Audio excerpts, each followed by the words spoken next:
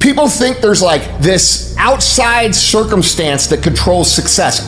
The success fairy flies down from the universe and taps people on the head. And I used to think like, I wonder if I'll get to be one of these successful people. And it's just the wrong way. It's just not what it is.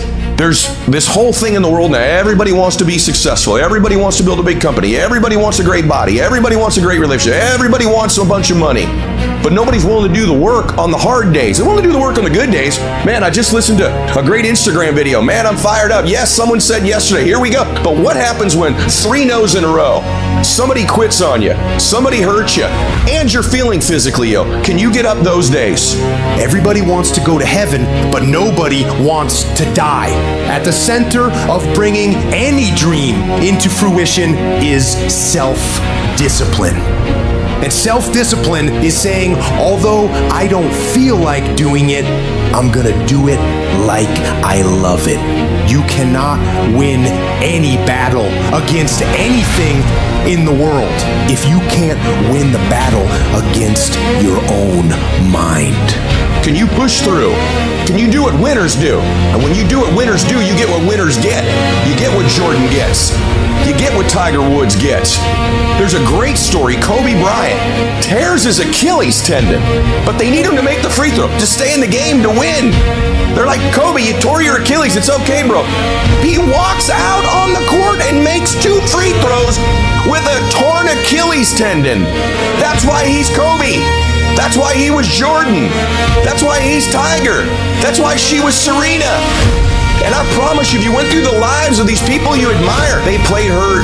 They found a way. They built that muscle. It's the separator.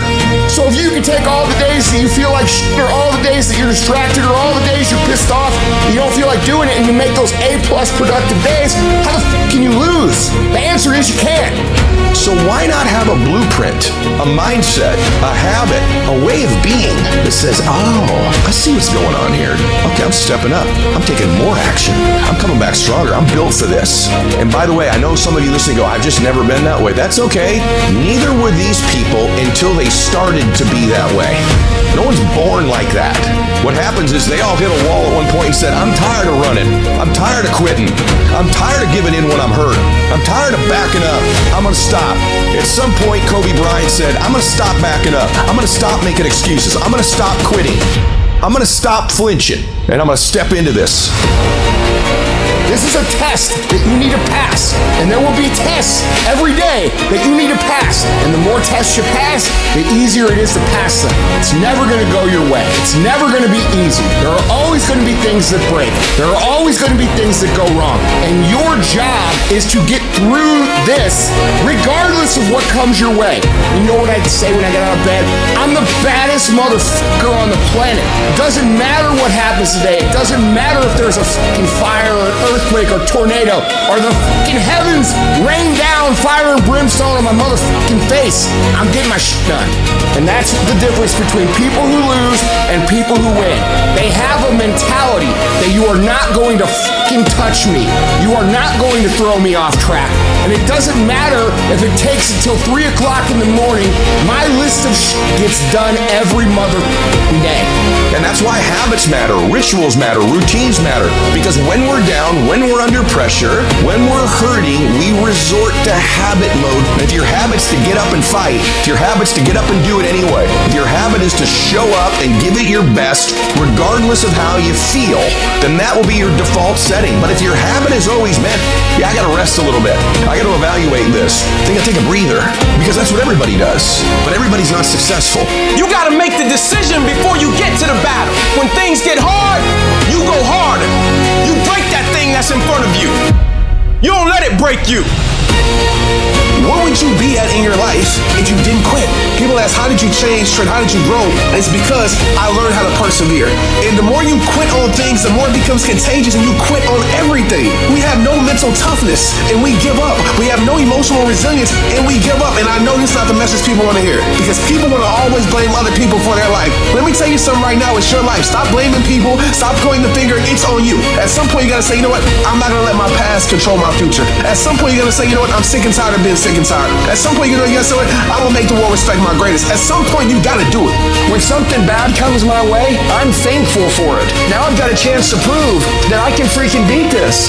People don't get remembered in easy times. People get remembered in hard times. You wake up at 5:30 in the morning, it's raining outside, you don't want to go to the gym, but you get up anyway and you go to the gym. And why? Because you believe in a higher cause. So you do that over and over again. Small steps lead to big steps, lead to the big picture of who you are and what you can be. You cannot think about the whole process. You have to be able to break all these big, humongous, painful things in life down to the smallest molecule, because that's all the brain can handle.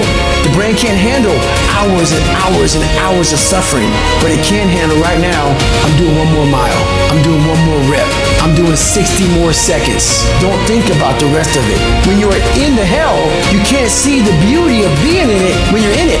Get on top of that mountaintop in your mind and look down at what you're doing. You can see a whole different world. That world is beautiful, but you gotta get a different vantage point in the suck. Don't be in it. Spiritually, get out of it. Look down on what you're doing. Be amazed by the process of where you're at now and where you came from. We all have two people. We have the easy voice, which is that voice that we all love. That's that very comfortable voice holding you saying it's going to be okay. Doesn't care how good you are, just loves you. Just loves you no matter how messed up you are in life. So that's that one voice. This other voice that we walk very far away from is a voice saying, hey man, you ain't doing shh. You're not working your butt off hard enough. You're not trying hard enough. Turn up this voice and listen to the truth. The truth is in this other part of your brain saying, look, man, you're wasting a bunch of percentage here. We have 80% more that we're not tapping into, because in this other 80% is suffering, pain, failure, self-doubt, darkness, and then a whole bunch of light. But to get to this light, you gotta go through all of this shit. What kind of competitor sees the finish line and slows down? Hear what I'm trying to tell you? Close, close, close, close. Why? Because the world treats you different when you close. You should fucking quit. You should quit fucking quitting.